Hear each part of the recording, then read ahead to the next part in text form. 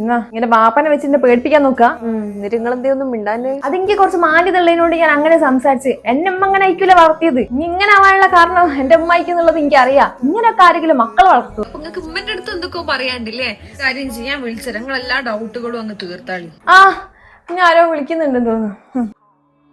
എന്താ ഇവിടെ ആരോ അടിക്കാതിരിക്കുന്നത്? ഞാൻ എന്റേതായിട്ടുള്ള കുറച്ച് തീരുമാനങ്ങൾ എടുക്കാൻ പോവാ. എനിക്കിപ്പോ 2 കാര്യത്തിലുള്ള സൊല്യൂഷൻ വേണം. എന്ത് തീരുമാനങ്ങൾ? എന്ത് സൊല്യൂഷന്? ഉമ്മന്റെ ഇപ്പൊ വെഡിങ് ആനിവേഴ്സറി വരുന്നുണ്ട്. ഒരു 2000 രൂപ തരാൻ പറ്റില്ല. എനിക്ക് എന്നെ സ്നേഹിച്ച് ഇന്നെ എത്രയും കാലം നോക്കി വളർത്തി ഉമ്മക്കും വാപ്പക്കും വേണ്ടി എന്തെങ്കിലും ചെയ്തു കൊടുക്കണം എന്നൊക്കെ ആഗ്രഹമുണ്ട്. നിങ്ങൾക്ക് പറ്റില്ലെങ്കിൽ ഞാൻ നാളെ മുതൽ ജോലിക്ക് പോകും. ജോലിക്ക് പറഞ്ഞയക്കാൻ വേണ്ടിയിട്ടല്ല ഞാൻ കിട്ടിക്കൊണ്ടേ, ഇവിടുത്തെ വീട്ടുപണി നോക്കാൻ വേണ്ടിയില്ല. പറ്റില്ല. ഒന്നെങ്കിൽ എന്റെ ആവശ്യത്തിന് ഞാൻ ചോദിക്കുന്ന സമയത്ത് എനിക്ക് പൈസ തരണം, അല്ലെങ്കിൽ എന്നെ ജോലിക്ക് വരണം. നീ എന്തായാലും വിചാരിച്ചത്? ഇങ്ങനെ എന്തെങ്കിലും പറയുമ്പോൾ ഞാൻ അങ്ങനെ തുള്ളി തരുന്ന ഞാനൊരു ആണാണ്. അപ്പൊ എന്താ പെണ്ണുങ്ങൾ ഞങ്ങൾ പറയുന്നതിനനുസരിച്ച് തുള്ളിത്തരാനുള്ളതാ? ഇവിടെ ആണ് വലുത് പെണ്ണ് ചെറുതൊന്നുമില്ല.